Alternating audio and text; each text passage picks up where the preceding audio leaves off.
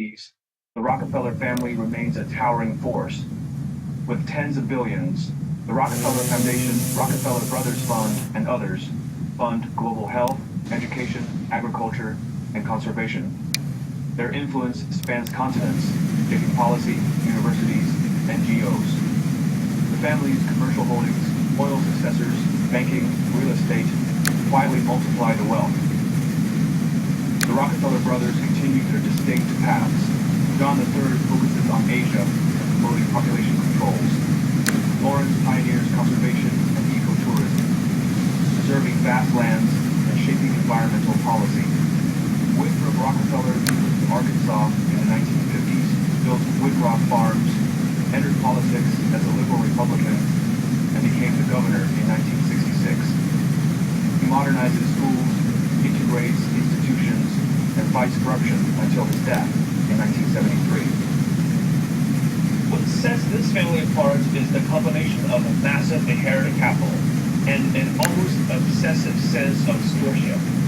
Rockefeller Jr. drilled duty into them. They had to be more than heirs. They built institutions, not just spend money. That drive, plus elite networks and a name that opens every door, get them power impact. All of that was their body. When it is displayed, the Rockefellers adapted. But in their pursuit of family glory lie unspeakable harms, revelations of Nazi high service. For years, David Rockefeller has quietly provided major loans to apartheid South Africa, propping up the regime in the 1960s and 1970s despite global boycotts. Critics call it blood money. Family defends it as an inevitable part of the business at their scale. But they have no idea how the next generation of Rockefellers carry the legacy.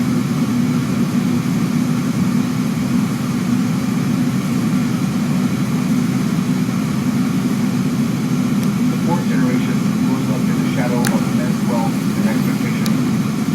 They are more decentralized, less business-minded. Many embrace progressive politics, environmentalism, feminism, and social justice. Some change names, seek privacy, or reject the public spotlight altogether. The one still stands out. Jay Rockefeller was born in 1937. He rebelled early. He volunteered with Vista in West Virginia in 1964, staying to fight poverty and strip mining. He served in the state legislature, became Secretary of State, and won the governorship as a Democrat in 1976. Been fun, and in fact, hunger for absolute personal honesty and integrity of this. He served 2 terms. In 1984, he won the U.S. Senate seat for 30 years. He championed miners' health care, children's insurance, and coal country issues. What makes Rock a nation not to be helpful? Junior. Most dynasties implode in fighting, and those Rockefellers managed to avoid all of that, even when views diverged, structure held. Ultimately, what really makes this family go for so many generations is their brilliant trust system. In the 2010s, the Rockefeller family remains one of America's wealthiest dynasties. Their collective net worth hovers around $10 billion, spread across more than 200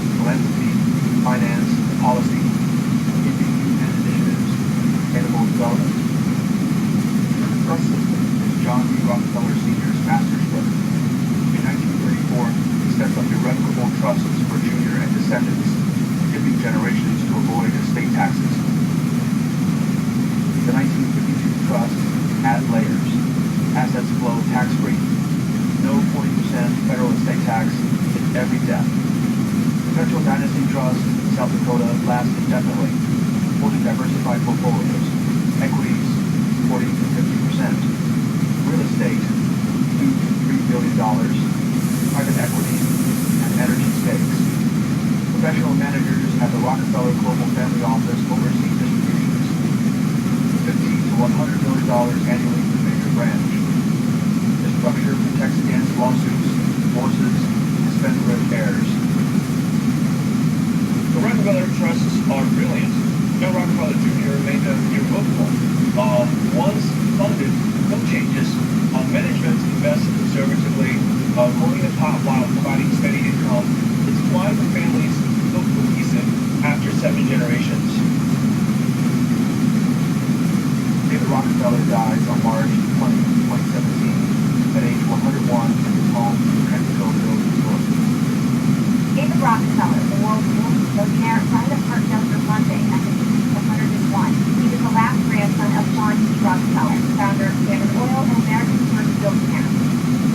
He underwent 6 heart transplants, a medical feat that extended his life far beyond natural limits.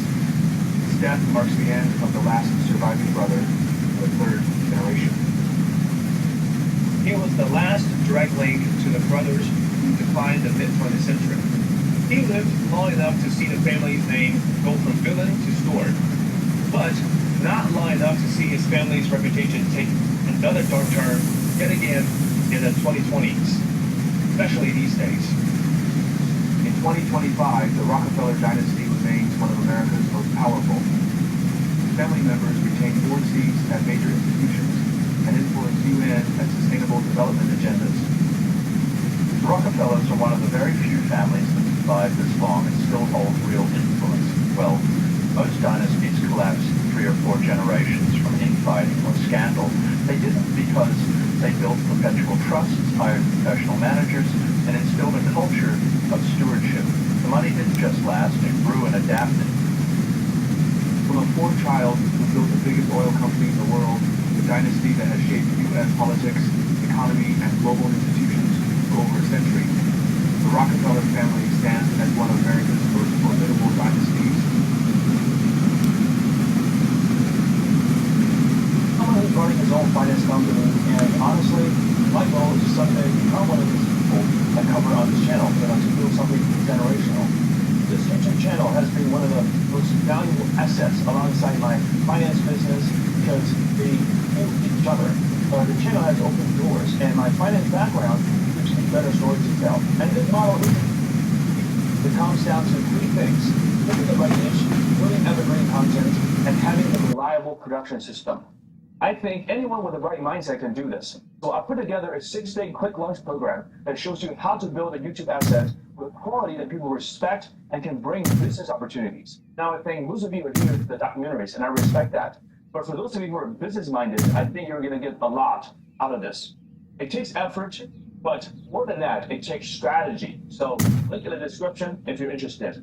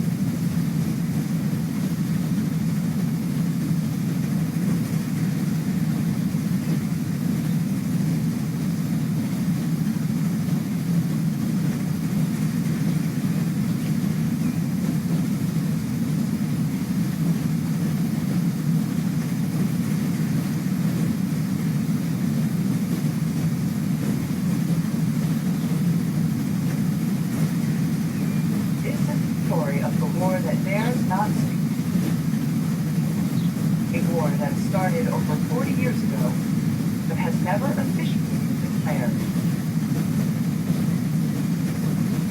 War between Iran on the one side, the United States and Israel on the other is both ideological and strategic. A conflict that never fails to stir passion, resentment, and hate. And if it ever really did kick off in earnest, the entire Middle East would go up in flames, very possibly triggering a new global conflict. So to understand this potential return to barbaric violence, we must go back in time to unravel the tangled threads of tragedy and seek the roots behind the dogmas and certainty, and tell the story.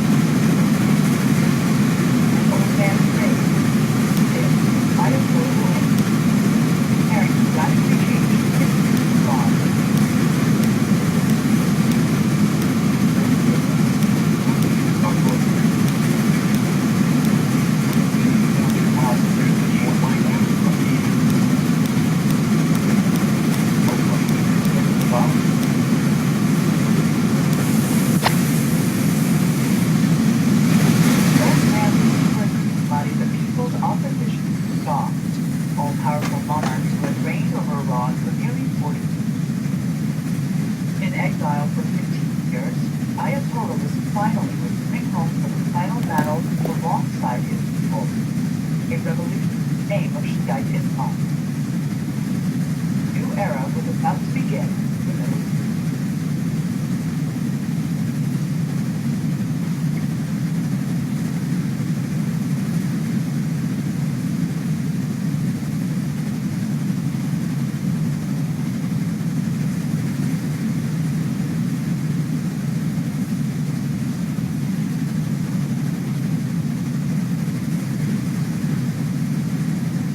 Before Khomeini's rising began in Iran.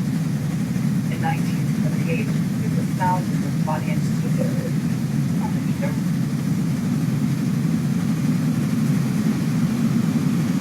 regional Iran was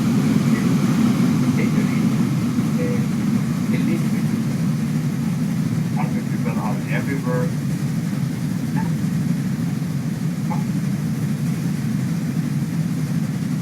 So the money, injustice for the people, but levels of this power don't go for everybody.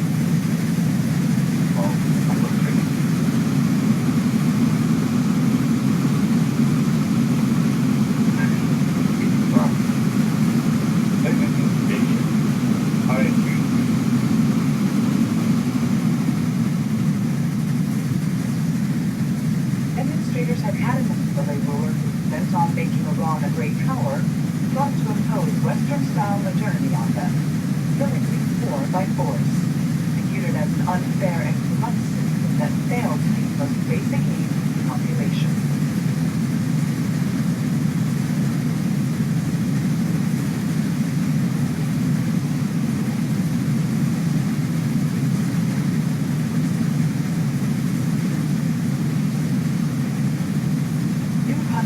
To embody the imperialism condemned by the demonstrators. Countries that support centralized regime. United States and Italy.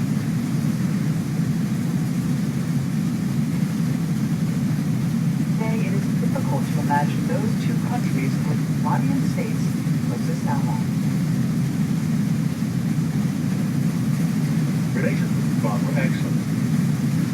Many Israelis lived in Iran and helped the country in many areas.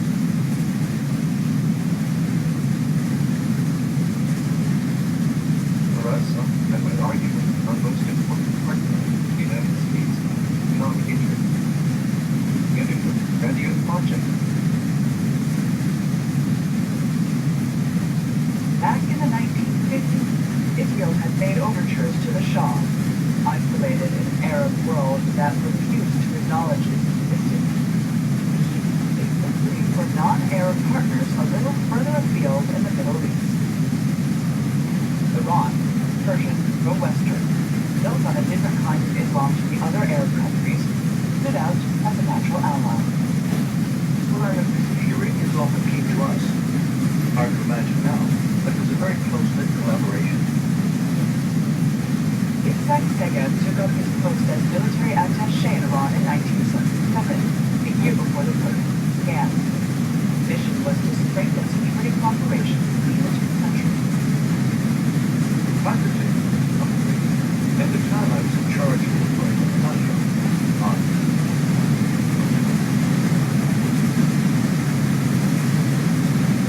Iran was taking privacy and know-how in very sensitive areas, such as missiles, aircraft, etc.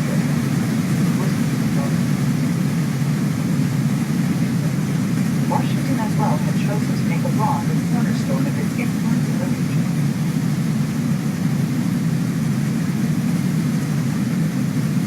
A high degree of military cooperation was designed to move Iran to the Western camp. Also, this was the time of the Cold War, of course. Iran was the major user of this Soviet opposition. Yes, and the job was close to America because then the people were present before it until this war and So today, when I'm giving lectures to the young people, probably at 77, 28, amongst the greatest now.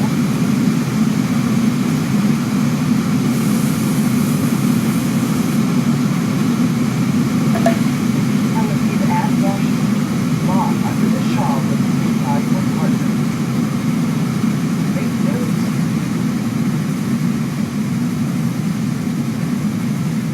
But neither Israel nor America realized the extent and strength of an opposition that was destined to fail.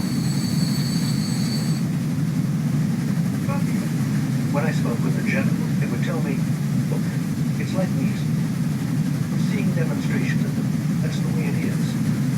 Oh, really? The Shah has asked us out because he's still cheap. Well, sorting it out. What?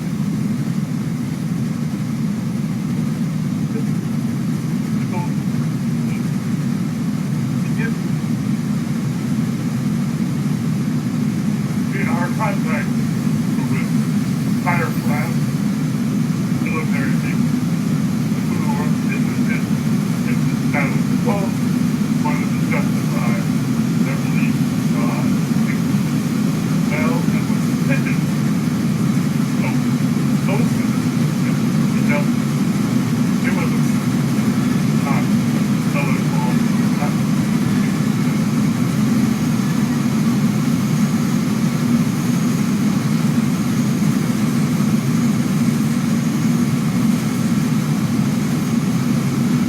Comprehension of the region's faced such a powerful and uprising and tragedy.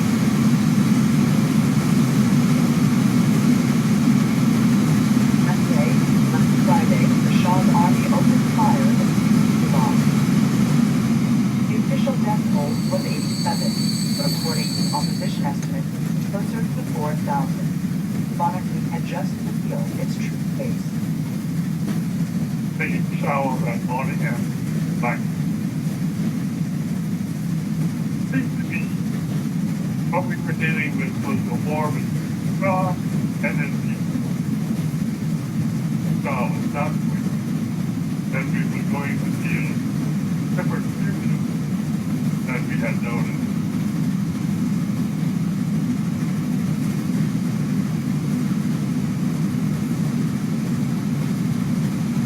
Revolutionary process was underway.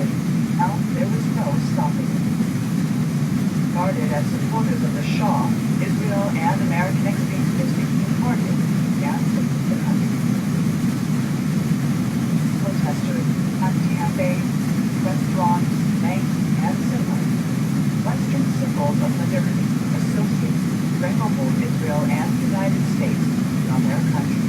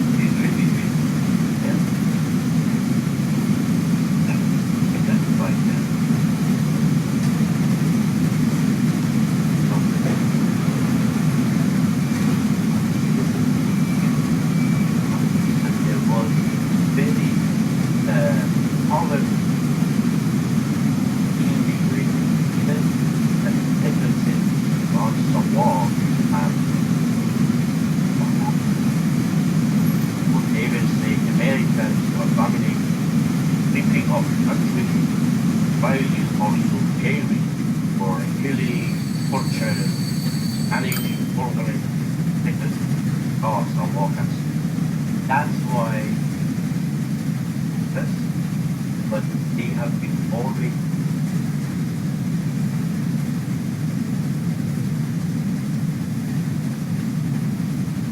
Tearing down the monarchy, breaking ties with Washington, Tel Aviv, projecting Western-style modernity. All these objectives combine to tracing the battle. Lead from a leader to leader, someone from body.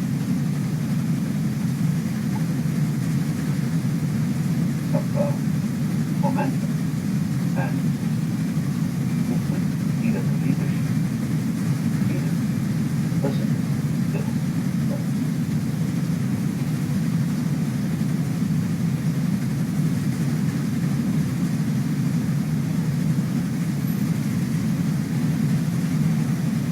That not only the different factions of but other types of language, but the other factions are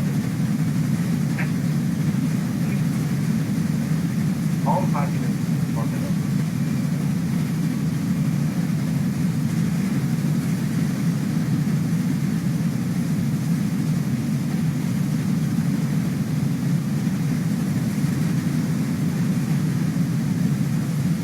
Time had come for him to realize his dream, application of a radical doctrine and establishment of an Islamic Republic, a theocracy where the ultimate power lay with authority.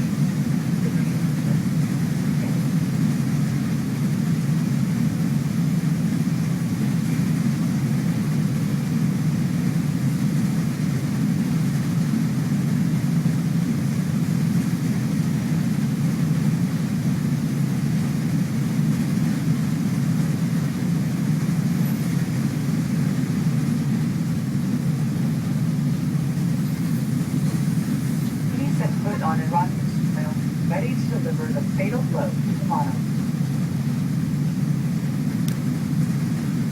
Nothing and no one stand in his way.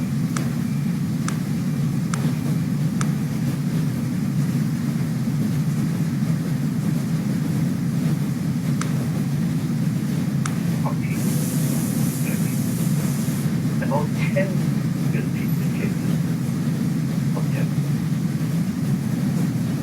Was biggest miscoming.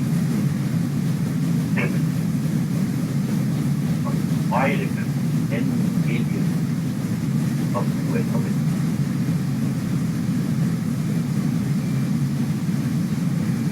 Everybody has fear of the charismatic leader and a man of God at the same time.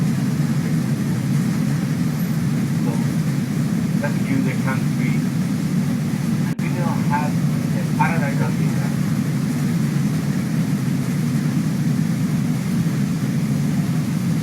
Khomeini was now the man providing the legitimacy of power, especially as the Shah, weakened by ill health, had departed the country earlier.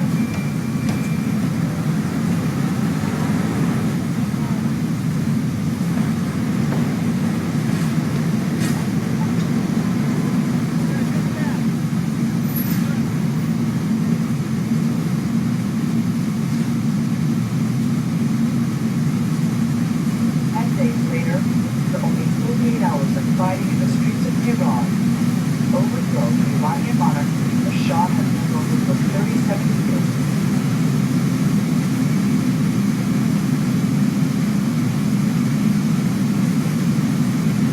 Had achieved a total victory. Ayatollah Khomeini, treason.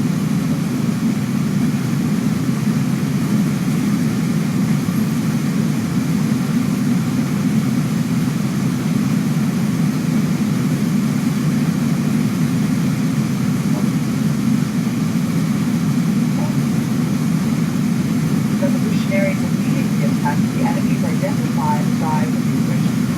Israeli diplomatic missions attacked the enemy, devastated. 33 members, the last Israelis still in Iran, needed to find a way out of the country.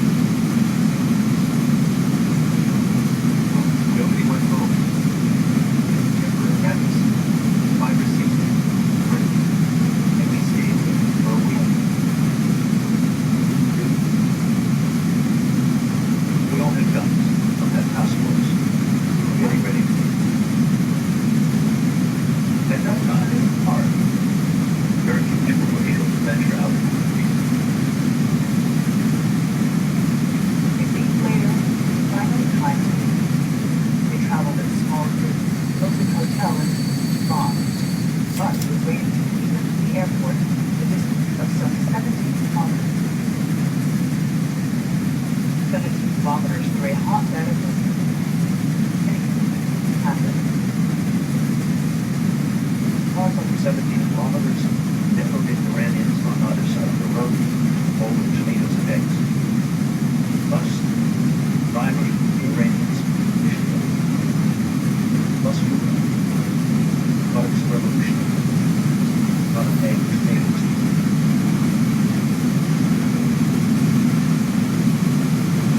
Reaching the airport, they could find toward the airport. And they got into the room. Boarding the plane, the engine was ready to get a taxi.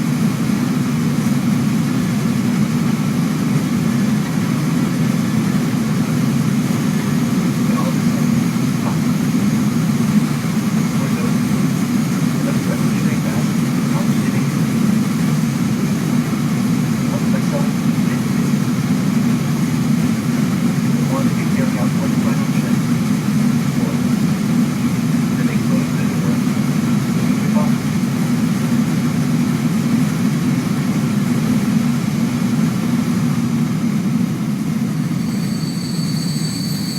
Meanwhile, Israel's great enemy, Yasser Arafat, leader of the PLO, Palestine Liberation Organization, was arriving in Tehran. He was welcomed like a true head of state. Arafat had become leader of the PLO in 1969. It stated that Bush was to create a Palestinian state, independent of its Arab backers. From the days of Lebanon, Arafat, alongside Hezbollah, had been leading his fighters into guerrilla action on the northern border of Israel. Now he had come to see the important man, a man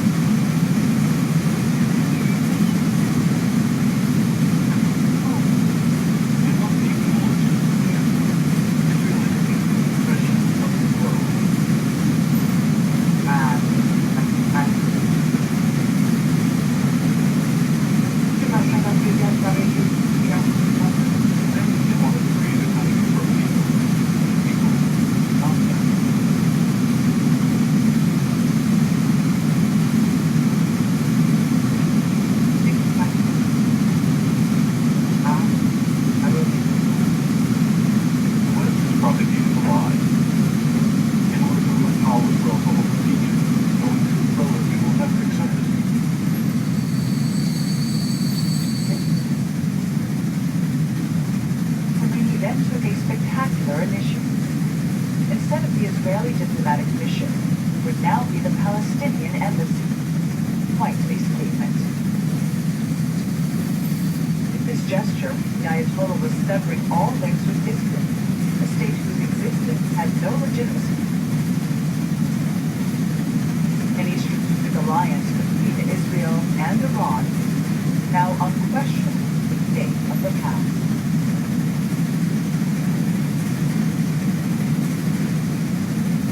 The United States recognized the young Islamic Republic, but in Washington there was some concern about what kind of relations would be possible with Iran's new rulers. Within the American government, there were differing opinions. Some from the was very difficult. So far, of the March. One way, Saul was gone, and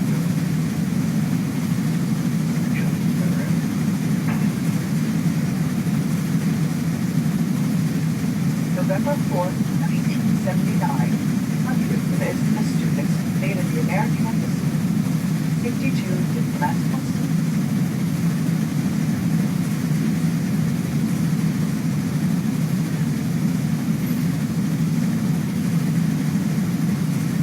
Many was interested. Will you support these students in seriously jeopardizing relations with the United States? Will you support them to keep control of the movement?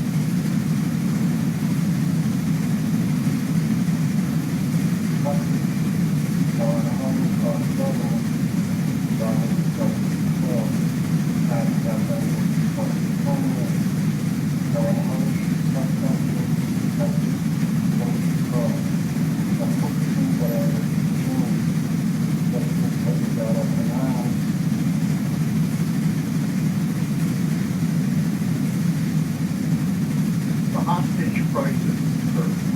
It came here that were largely unprepared to deal with the nature of Iran and that fact that the anger that was there and reflected in that hostage crisis.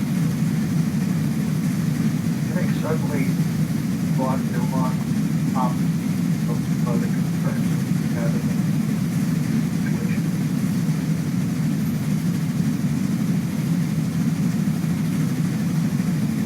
The last hostages were finally freed after 444 days. By providing support to the students, Khomeini was making his case for action of the revolution. Consolidate. But his stance was also the main reason behind the rift between his country and the United States. A new Middle East shape. Nothing could ever be again. Iran's ambitions and interests run collision forces in Washington and London. A great clash.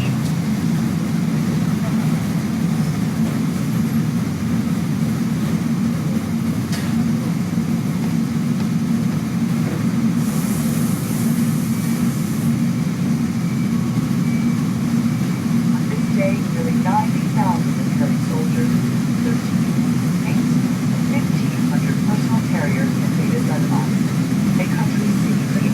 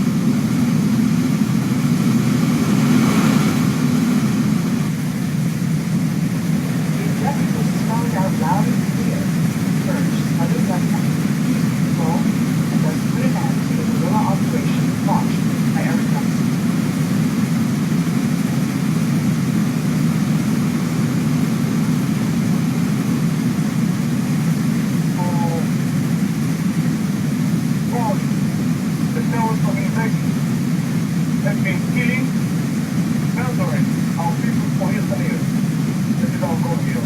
Ariel Sharon, recently appointed Minister of Defense, leading the offensive.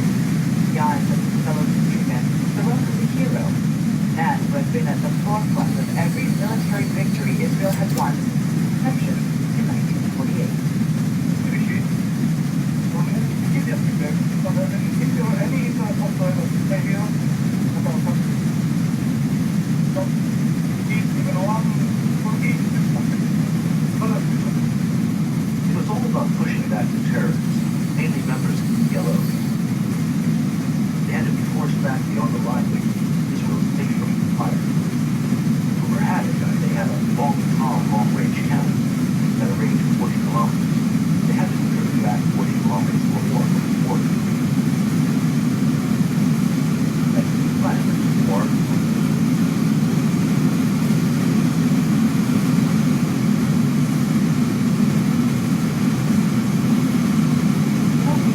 Rome had far exceeded the initial objective. Army made dazzling defenses.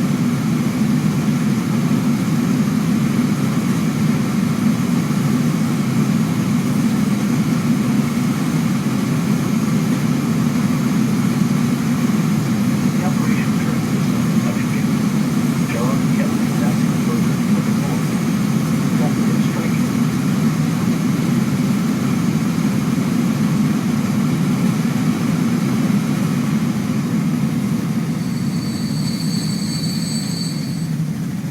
Iran looked on. Israeli troops advancing towards the Lebanese capital, balance of power in the Middle East was radically shifting. For Khomeini, it was unthinkable, but how should he react?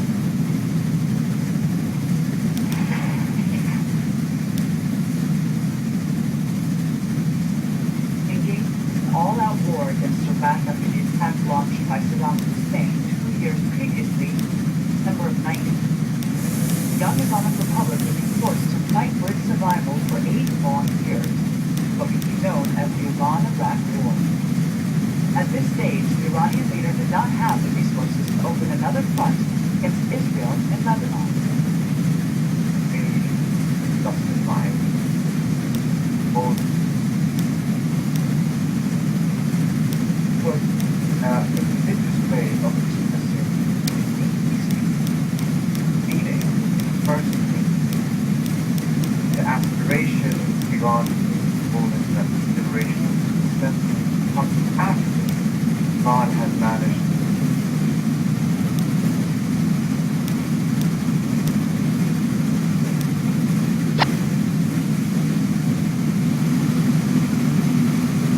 In Beirut, heavy shelling was now falling on the west of the capital, where Arafat and most of his troops had been effective.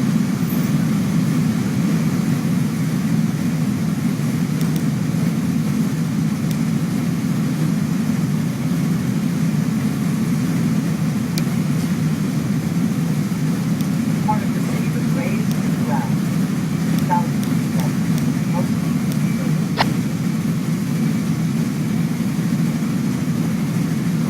On August 21st, 1980, barely season ended.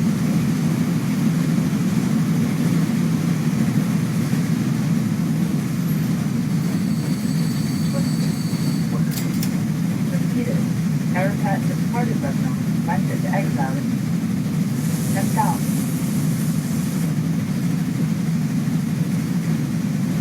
They would soon be replaced by a multinational force, mainly of American and French troops, on ensuring the safety of the Lebanese capital.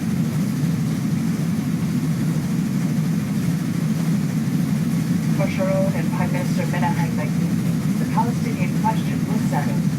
They could now pursue their secret objective of transforming Lebanon. The multi-faith country of a Christian state, led by the Maronite minority. This new Lebanon, a powerful, Maron colony.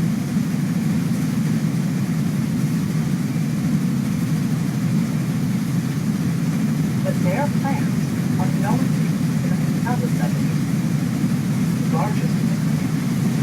Here. is a function,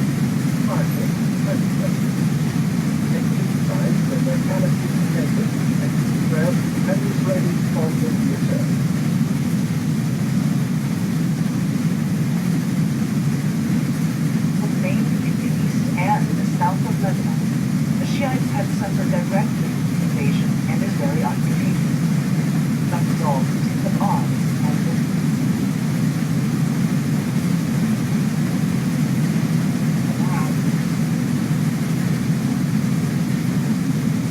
It was my belief in 1982 that was I supported the Palestinian cause. I considered myself to be on their side. Naeem Kassim, then 29 years old, became Beirut, was leader of the Union of Islamist Educational Center, a Shiite organization.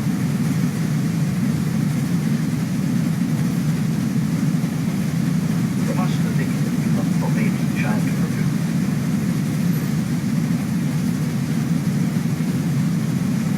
When we got together with some of these honest folks, we took a week.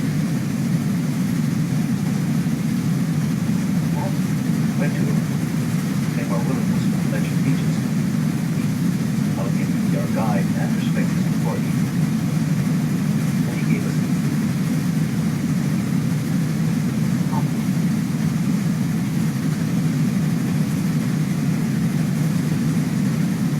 Khomeini welcomed the offer of their service, allowing him to get closer to the British state and to better fight it through his allies. It was an obvious reason, given his old and deep ties to Lebanese Judaism.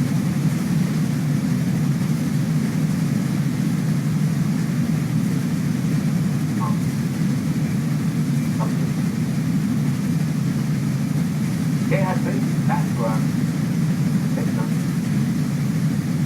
I think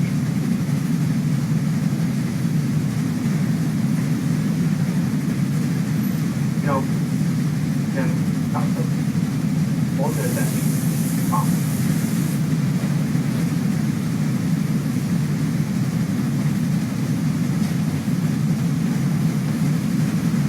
Summer of 1982, Lebanese Shia leaders gathered in the city of Baalbek at the Better Plain, located in the east of the country, set up a new organization to fight Israel with the backing of they called themselves the Islamic Resistance Lebanon. It officially took the name Hezbollah 3 years later in 1985. Initially, though, its goals were mostly operational.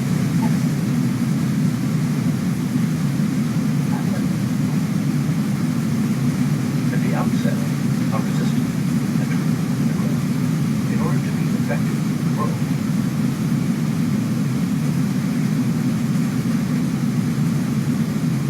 Confidentiality was important. We had to act secretly. This would stay wrong.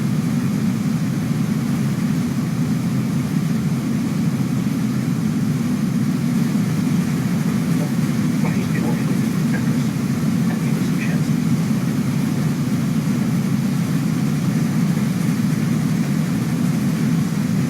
Hezbollah's initial objectives were military. It was not only about offering armed resistance against the Israelis, rather than the occupation by any necessary to drive them out of Lebanon.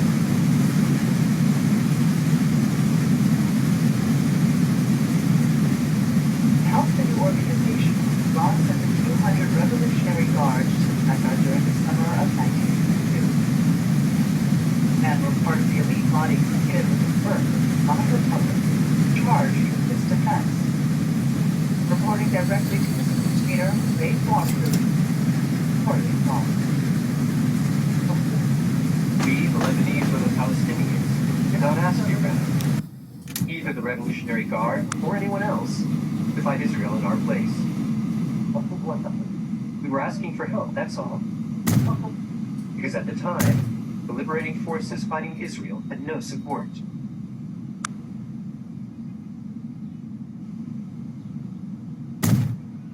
While these elite soldiers did not actually fight, they supplied weapons, money, and know-how.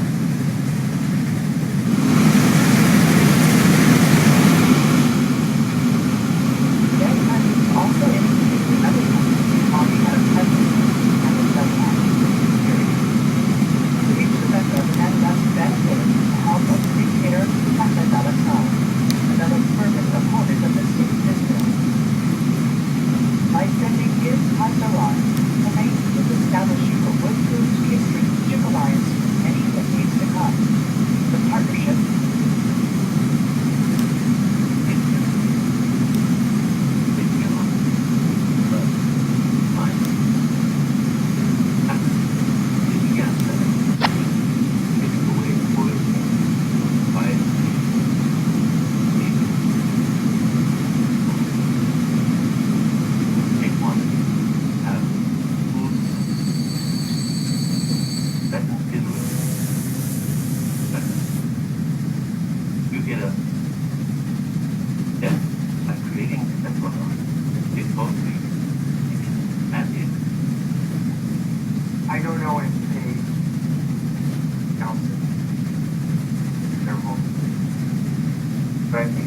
word objective.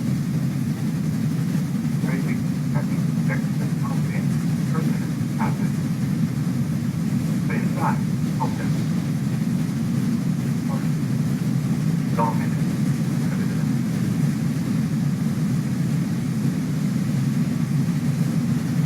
That took root in the confines of the Becca Plain, the veritable system of alliances.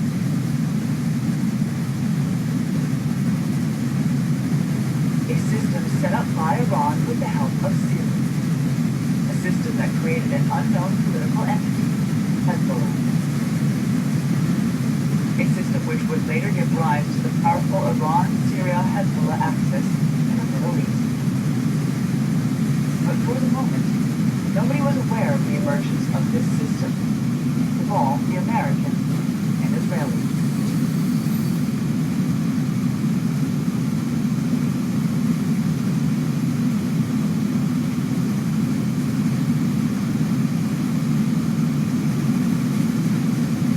Near Canaan, southern Lebanon, about 10 kilometers from the Israeli border. At around 6:30 a.m., a white Peugeot stuffed with explosives leaves the village. Big Horse Tire, the largest town in the region. At the wheel is a young 18-year-old resistance fighter and member of Hezbollah. His name is Ahmad Kassir. Honor Ahmad Kassir has a low profile from a young age. He was always driven, evidently silent and compromised for reasons vested. He lived in Saudi Arabia, but returned to Lebanon after the invasion. His paternal uncle tried to hold him back, telling him that he had no business there in time of war. But his reply was, "I know very well what I must do." That's his comment. In a matter of moments, as the Shiites struggle against Israel, this unknown young man would become a legendary hero, known here as a Shaheed, a martyr of the resistance. He was about to commit a bold act that had no precedent in Lebanon, one that was both religious and political.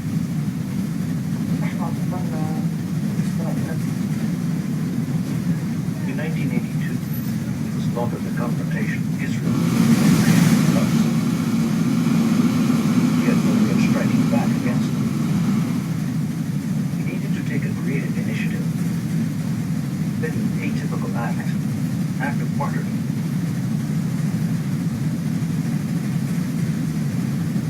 The cult of martyrs dates back to the origins of Shiism. In the 7th century, Imam Hussein and his companions were massacred in Karbala, in present-day Iraq, during a fratricidal fight to succeed the Prophet Muhammad. The event commemorated each year, the very foundation of Shiism. His predilection to sacrifice, his ability to fight injustice and corruption, part of Shiite mysticism. It was central to the mobilization of the Shiites in Lebanon. It's not a simple military question, rather part of a doctrine, a vision. The aim was to fight the occupation. But the martyrdom operations were also a new form of struggle previously unheard of in the region.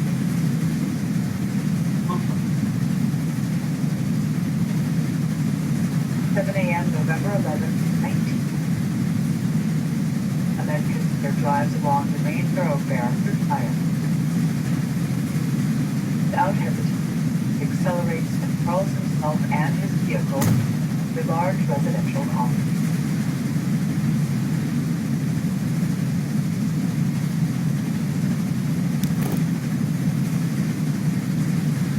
Israeli military headquarters for the whole of southern Lebanon had just collapsed. The 7-story building was demolished.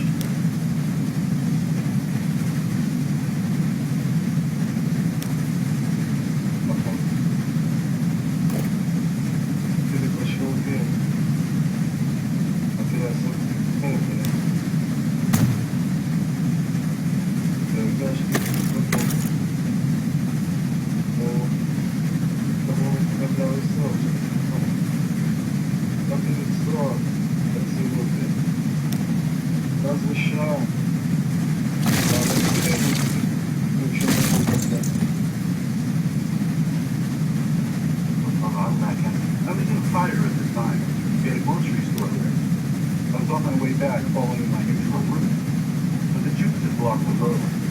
I'll never forget. Fire was inflamed in the building, Main Street. Everything was fire. Proud. Something is finally happening.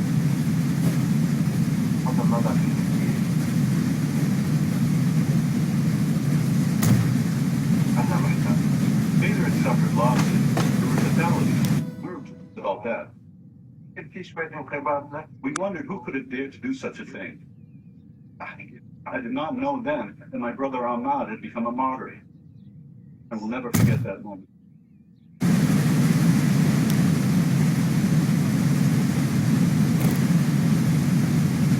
It was carnage.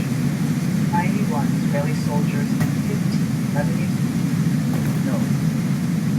Ariel Sharon was missing. How could something like this occur when the only known enemy, Bello, had been crushed more than months ago?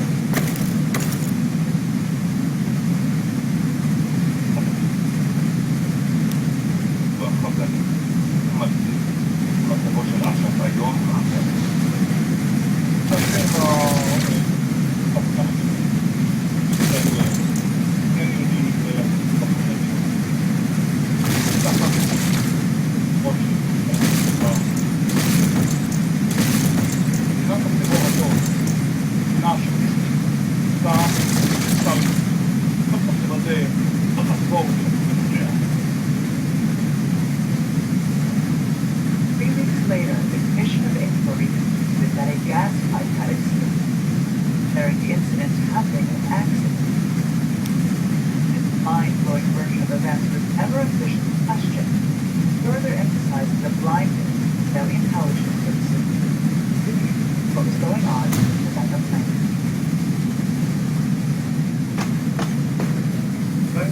We didn't have information in real time. Oh, it was very unfortunate. Retrospect. We knew that some clerics were planning action. Some we knew, others we didn't know who they were.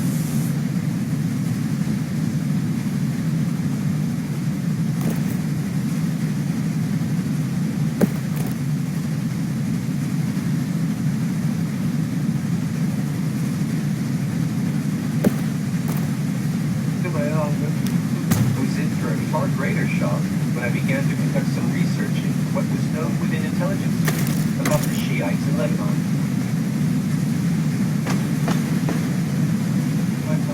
I was very disappointed.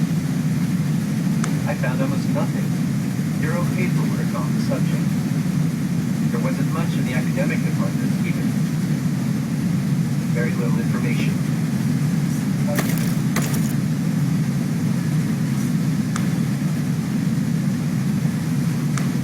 Force in Lebanon, led by the American and the Israeli military.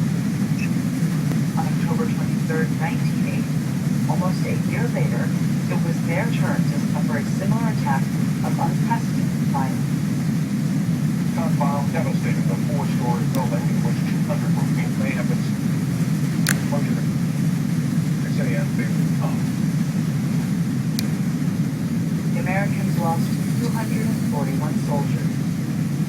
At the same time, a suicide bomber blew himself up in the French military headquarters, the Drakkar building. 58.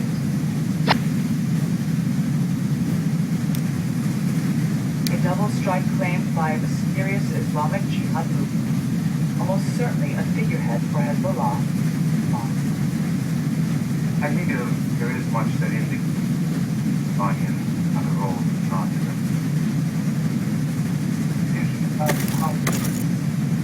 Yes, we have some. We're not going to point the finger at what we're absolutely certain, but I think the thing that does come through loud and clear is that the insidious nature of terror, international terror. U.S. military has been the I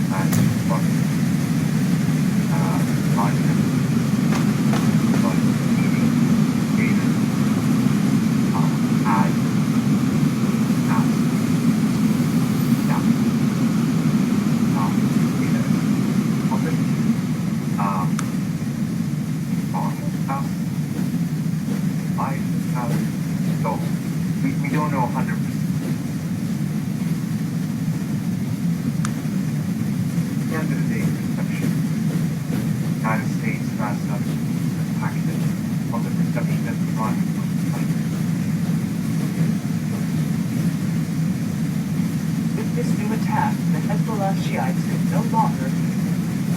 They saw themselves as the embodiment against Israel and its allies. Day by day, their followers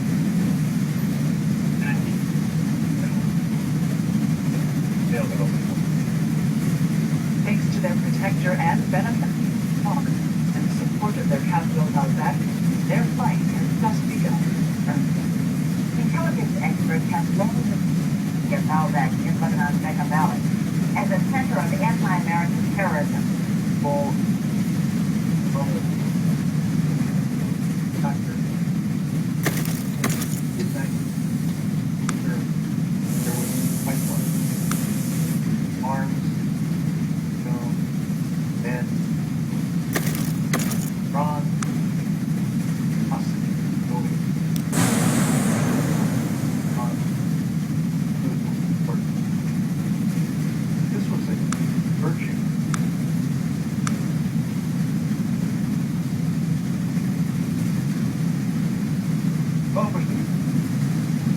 From the start, the Iranians were smart enough to understand that you cannot create an armed militia without the support of the local population. The Iranians have constructed what I call a counter-society. Alongside ordinary Lebanese society, there's another society. Hezbollah society works like this. A child is born, he goes to Hezbollah nursery, then he goes to Hezbollah school, then he joins the Hezbollah scouts. After that, he attends a Hezbollah high school, then he joins Hezbollah.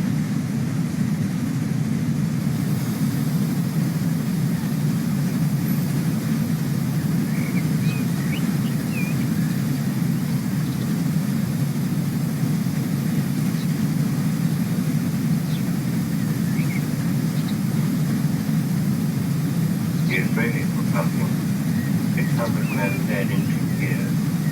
It was a price many were not prepared to pay.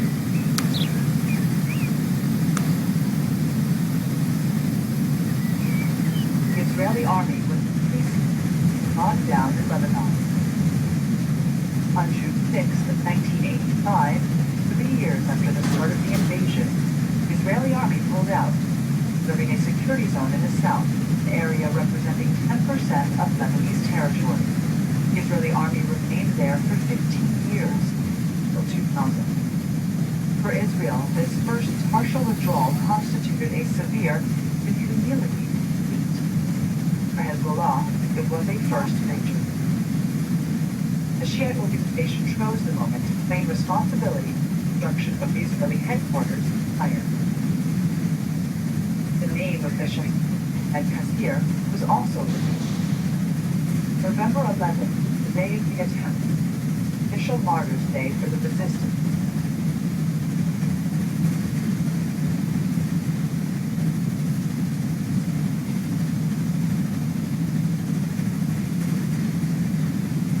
By the time Ayatollah Khomeini passed away in June 1989, his legacy more alive than ever.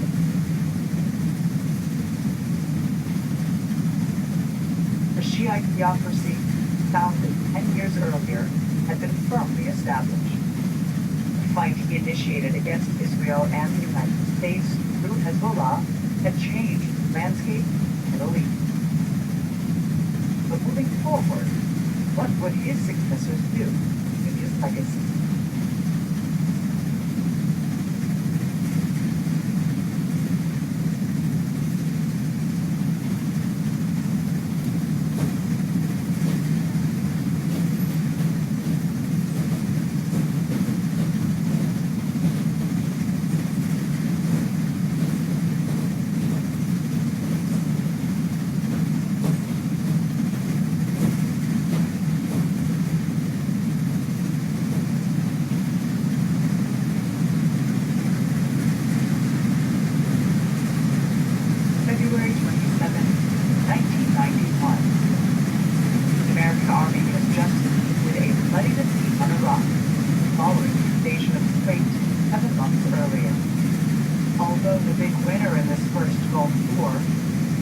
Washington know that it triggered a process in Iran that would soon shake up the entire Middle East.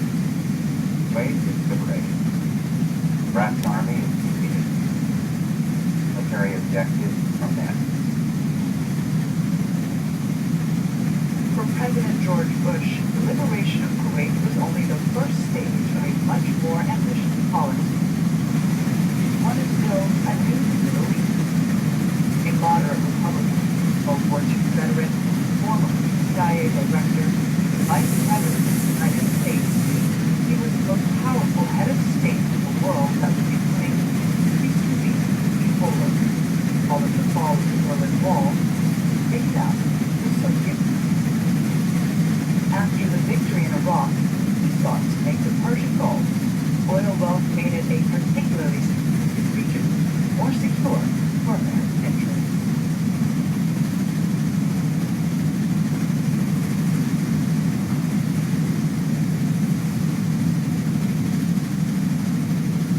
To achieve his goal, Bush first needed to resolve the Israeli-Palestinian conflict threatening the stability of the entire Middle East. The process was launched, the Peace Conference, Madrid. Madrid was the final bridge of Peru on the Mediterranean. Peru. So we stated bilateral and publicity. Stated multilateral, but saying widely the Arab world.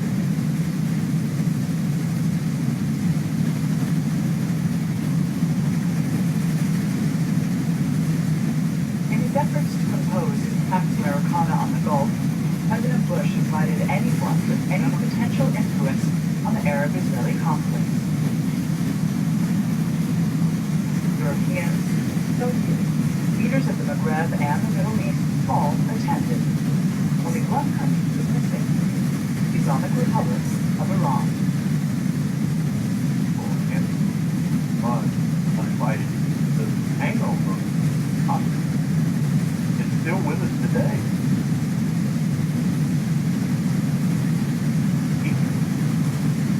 For 19. That is behind U.S. policy. For the study of the part of every moment of every thought. At the time, consideration is taking I can't recall that in public. Next thing was goals.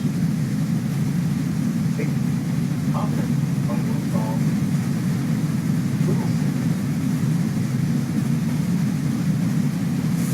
Writing on the practical proposed very ideal. Okay.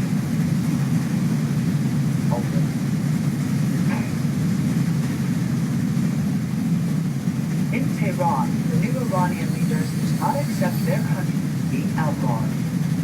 Since Khomeini's death in 1909, two figures of the Islamic Revolution had ruled the country.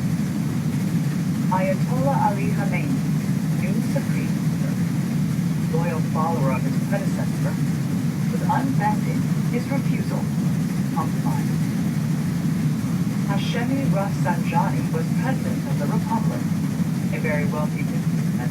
He too was very close to the former supreme leader, who was a pragmatist and a realist. Both opted for benevolent neutrality towards the Americans during the Gulf War. Iranians did help the United States against the Nazis. That war, they opened up a channel to Iranian peace.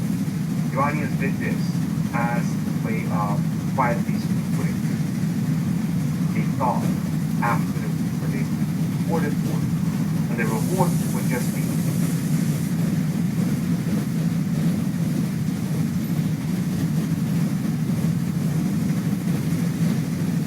Importantly, bankrupt and devastated the Islamic Republic desperately needed to emerge from its isolation. Iran was still dealing with the interminable war against Iraq, 1980 to 19. A devastating conflict that left 500,000 dead and deeply traumatized the country. Almost collapsed. Forward, as well as protecting its borders, Iran desperately needed to modernize. After the first people put practice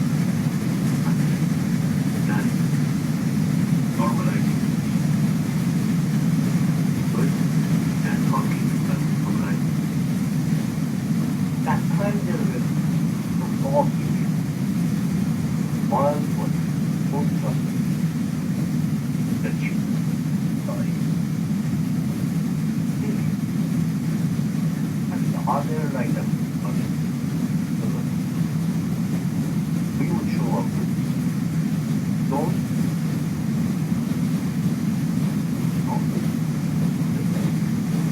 Give you part. Thank you. For Iranian leaders, the Madrid conference was proof that the Americans were in no way a thawing nation. With this Pax Americana based on Arab-Israeli reconciliation turned against them and their interests, I think they have lost from Taylor Swift, not just that happy one. I think it's enough adding it will be if they have the power to over problem.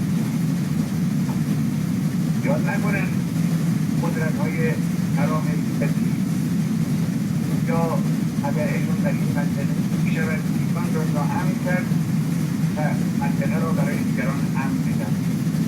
خب ولی